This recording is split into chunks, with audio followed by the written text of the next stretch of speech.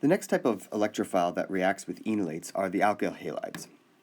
And so we can think of the alkylation of enolates as being an important reaction in organic chemistry to make differentially substituted carbonyl compounds. And so in the alkylation of enolates, we get a reaction via an SN2 mechanism.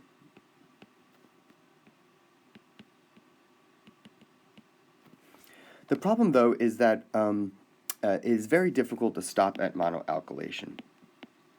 And so let's say we have the following ketone. And we treat this ketone in the first step with LDA, THF, minus 78 degrees. And that's going to form the enolate. And then let's say we react this with methyl iodide. The set of products that we get is actually a mixture of the monoalkylated product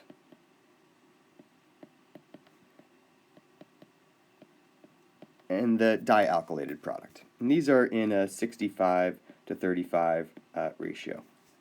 And so what this tells you is that the initial product is actually more reactive than the starting material. And so let's go through the mechanism of this reaction. And so we have LDA can undergo a deprotonation. And that's going to give you an enolate.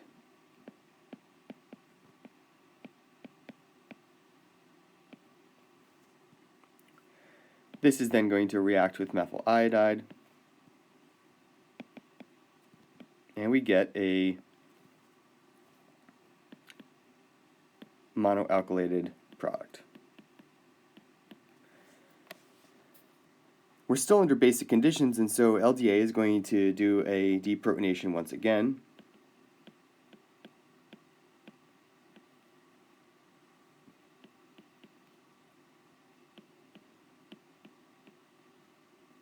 And that's going to give us an enolate here.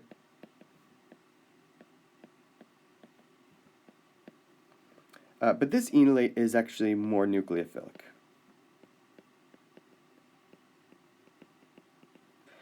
It's more highly substituted, and so it's not only more stable, but its HOMO is higher. It's also less solvated, and so because it's less solvated, it's more likely to react with methyl iodide, and so you can get another reaction between that enolate and methyl iodide to give you the dialkylated product.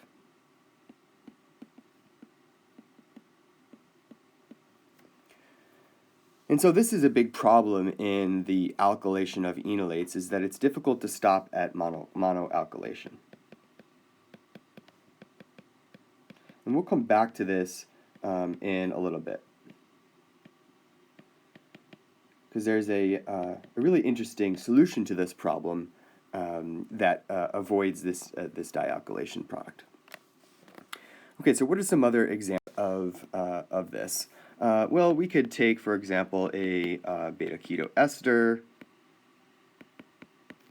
and we could use, let's say, potassium carbonate as our base, and methyl iodide. All right, that's going to give us a deprotonation in between the two carbonyls to form the enolate, and then alkylation to give us the monomethylated product. And this works actually pretty well. In this case, it's a little bit more challenging to get the dialkylated product because it's a little bit more sterically congested. We could take the nitro alkane, treat it with sodium ethoxide and methyl iodide, and we could get the alkylation product again. Right, deprotonation of the pseudo-enolate alpha to the nitro group, and then attack of that enolate-like system onto the methyl iodide to give us the carbon-carbon bond. And of course, we can take other types of nucleophiles. So let's say this nitrile here deprotonates with sodium hydride alpha to the nitrile. and then we can get a reaction with some other electrophile, let's say this allyl bromide system. And so that's going to give us, again, a product that looks like this. And you can avoid over-alkylation because it's a little bit more sterically congested. Right, but the problem still stands that we have this issue of over-alkylation, and we want to try to think of interesting ways to avoid this. We'll talk about that in a second. Another thing that goes on with these alkylation events is that reactions of chiral enolates is a way to create chirality. All right, so let's say we start with this system.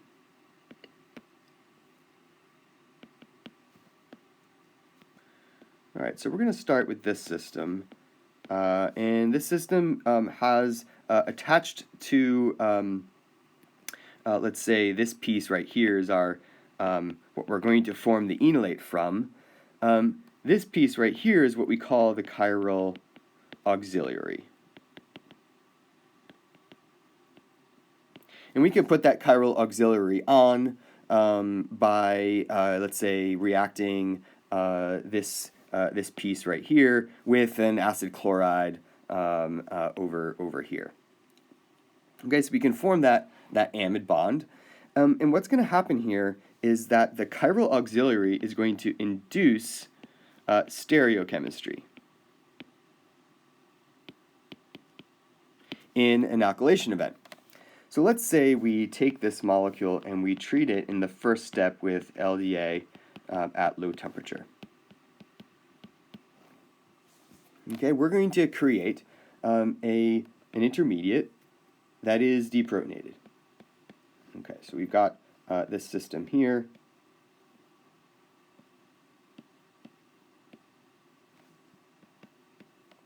And the lithium is actually going to make a chelate of the two oxygens.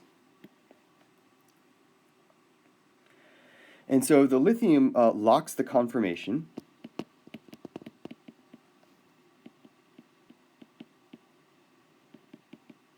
And so what happens is that when you get a reaction with your electrophile, let's say allyl bromide, you can only react from one face. And the reason you can only react from one face is because the methyl and the phenyl groups are blocking the front face of that molecule. And so the electrophile can only approach from the back face. And so what happens is you get an alkylation event in which the allo group is now sitting towards the back. And your chiral auxiliary is still there. And so attack occurs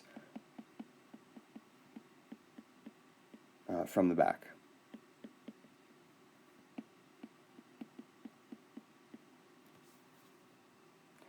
Now, the reason this occurs is because the transition state for forming that new stereocenter, right, is diastereomeric. We have these two stereo centers, two stereogenic centers, and we're creating the new one. And so the pro-S and the pro-R face are obviously enantiomers of one another. But since you have these other two chiral centers also in the structure, the two transition states are diastereomers. And so there's a difference in energy between the two. And so you're going to funnel in to the one that is lower. And so in this case, it's easier to approach from the back face than it is from the front face. And then we can actually take this, this protecting group off by treating it with lithium hydroxide and hydrogen peroxide. And that's going to give us a new way of making chiral carboxylic acids. Right? And so we have now a single stereoisomer for the carboxylic acid. And this is quite important as we want to incorporate stereochemistry into small molecules. Right? And so reactions that involve chiral enolates, of which this one here is one, gives us an opportunity to create chirality, all right, since the transition state that forms is diastereomeric. Okay, so let's go back to this issue of double alkylation.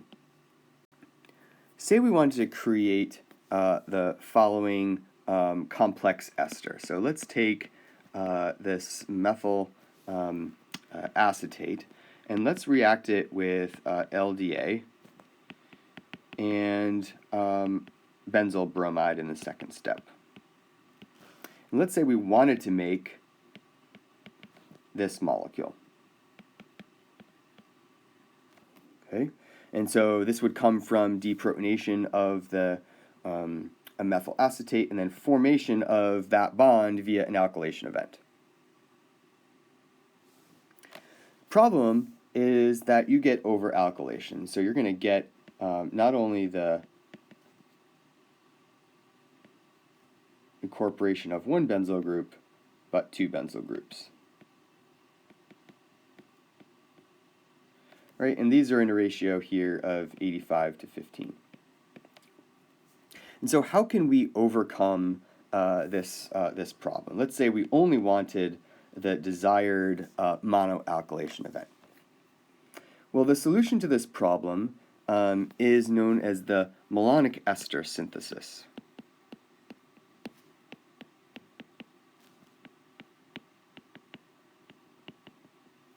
So the malonic ester synthesis is as follows. You start with what's known as a malonate. And so in this particular case, this is dimethyl malonate.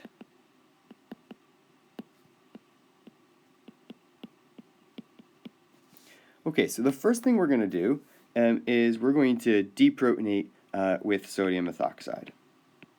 And again, we're using sodium methoxide because it matches the ester groups of the malonate.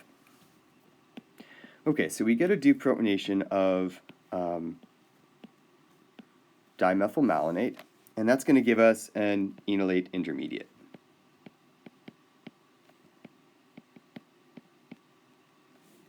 That enolate intermediate can, of course, then react with benzyl bromide.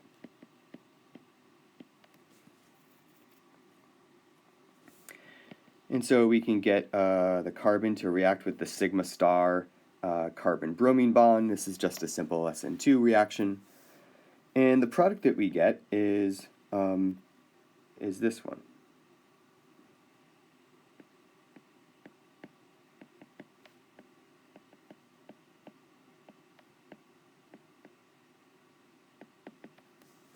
Okay, we get a monoalkylation.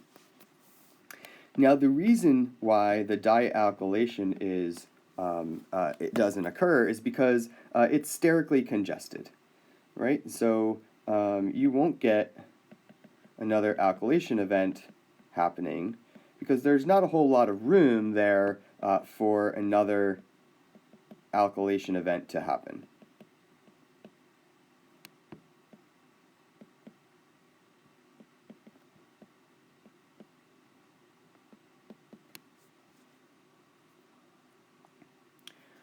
And so you can funnel into just the monoalkylated product, and then we can manipulate this product by another series of reagents to give us the desired ester from the top of the page. And so we can take this molecule, and what we're going to do is we're going to treat it with one equivalent, so 1 molar ratio of sodium hydroxide in methanol. And what that's going to do is it's going to hydrolyze only one of the two esters. So let's say we're going to make the carboxylic acid on the right-hand side. And so we've hydrolyzed one of those two carboxylic acids, one of those two esters to give us the carboxylic acid. And then all we need to do is to heat up this reaction. And what will happen is a decarboxylation. And so if you follow along here, you can see how this decarboxylation is going to occur.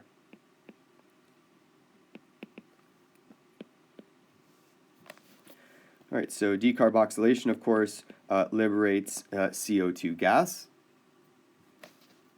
All right, so if we're following along with this set of arrows, what's going to happen here is the oxygen-hydrogen bond is going to form a double bond. That's going to liberate CO2. The carbon-carbon bond moves over, and then the oxygen-carbon double bond grabs the proton. And that's going to generate an intermediate that looks like this, which we know of as an enol. And then CO2 bubbles away and it doesn't come back. And then, of course, there's an equilibrium between this enol and the keto form. And it turns out that the keto form is indeed the desired monoalkylated ester, which is what we wanted initially up above. And so this is a good way of making monoalkylated species. In this case, monoalkylated esters. All right. So let's do another example. Let's use this time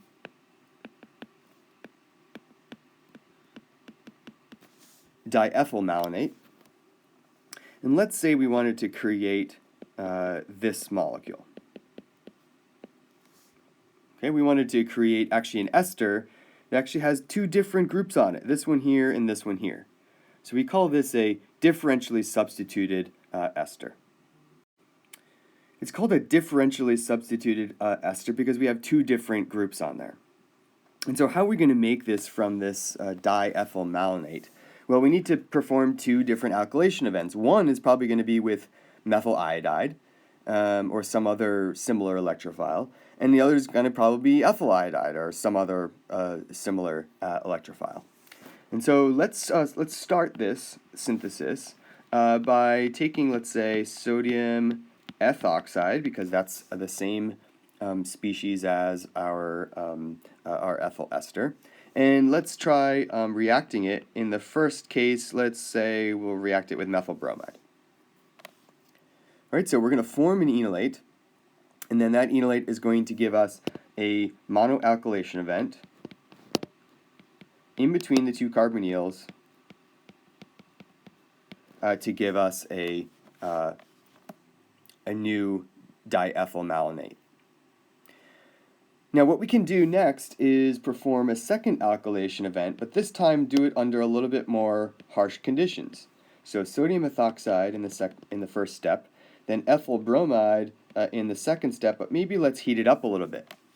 And if we heat it up, we can sort of overcome a little bit the steric congestion, and we can get a new carbon-carbon bond to the ethyl group. And now what we can do is we can do one equivalent of KOH. Lithium hydroxide also works, sodium hydroxide also works, water, ethanol, and we can get, of course, a mono hydrolysis event. We can then heat up that system, and we're going to decarboxylate, and when we decarboxylate, we of course generate the system that looks like this, and of course that's the same as our desired ethyl ester. Right? So this is a good way of making alpha substituted esters. Of course, the alpha substitution here, we can form this bond and that bond successively. Now, how about doing this or using this same strategy to not make differentially substituted esters, but maybe differentially substituted ketones? So we can accomplish this by doing a reaction known as the acetoacetic ester synthesis.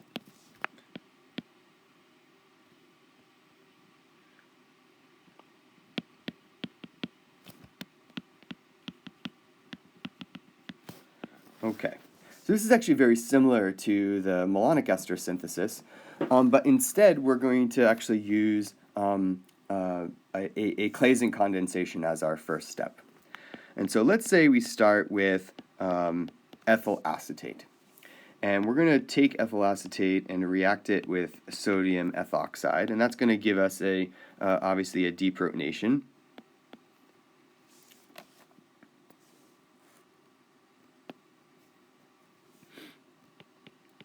And so we get this enolate, and this enolate is then going to react with another equivalent of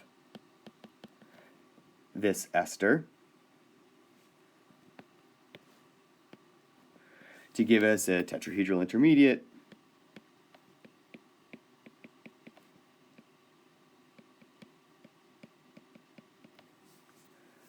which then collapses with loss of leaving group to give us this beta keto ester.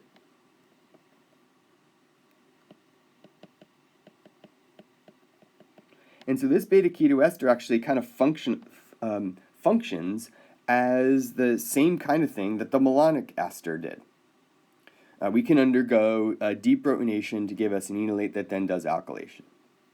And so we have ethoxide in our reaction mixture, so we can undergo another deprotonation.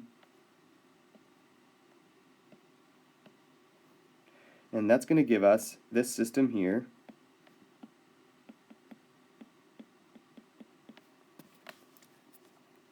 And that can undergo alkylation. So let's say we react this with benzyl bromide.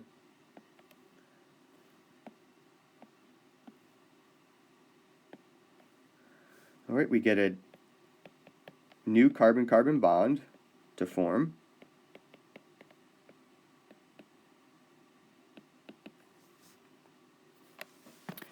And again, the reaction for the dialkylation is very slow because of steric congestion. And so we can't get this species, for example.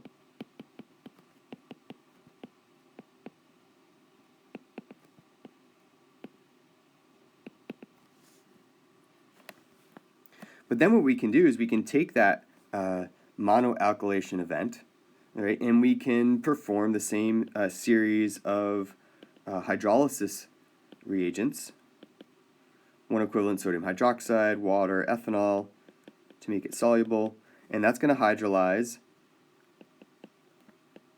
the ester to the carboxylic acid.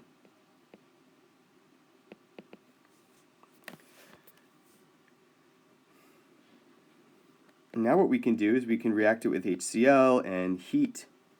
And again, what's going to happen is we're going to get a decarboxylation event to occur.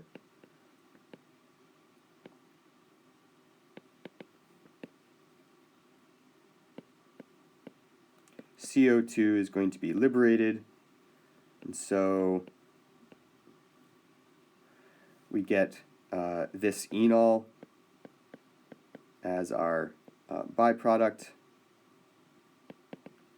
which then tautomerizes to the keto form, which of course is going to be now a differentially substituted, an alkylated ketone. Right, so essentially what we've done is we've made this new carbon-carbon bond by taking advantage of this keto ester by using this piece of the keto ester as our starting carbonyl compound. And so this is a really good way of making substituted or kind of fancy ketones. And so we have a good way of using alkylation events now to give us new stereochemistry, to give us a new way of making esters, and a new way of making substituted ketones.